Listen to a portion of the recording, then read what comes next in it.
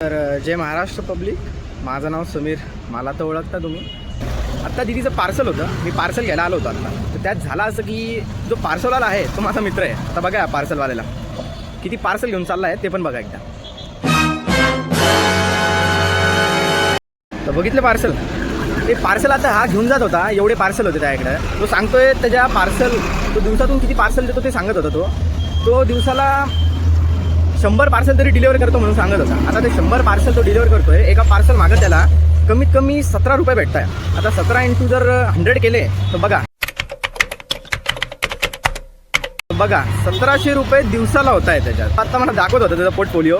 त्याच्यात आज तारीख किती आहे? आज तारीख आहे 14 आणि आज तारीख 14 असल्यामुळे त्याच्या पोर्टफोलिओमध्ये आत्ता नाही म्हणता तरी साधारणतः 12,5-15 हजार रुपये झाले होते. आणि तो सांगत होता मी 3-3 महिने सुट्टी घेत नाही. याच्यावरूनच विचार करा तुम्ही की 3-3 महिने सुट्टी नाही घेत. तो महिन्याला त्या हिशोबाने सुट्टी न घेता 51,000 रुपये कमवतोय. 51 मोठा सांगतोय 51,000 रुपये आणि 3 महिन्याचे 1.5 लाख रुपये.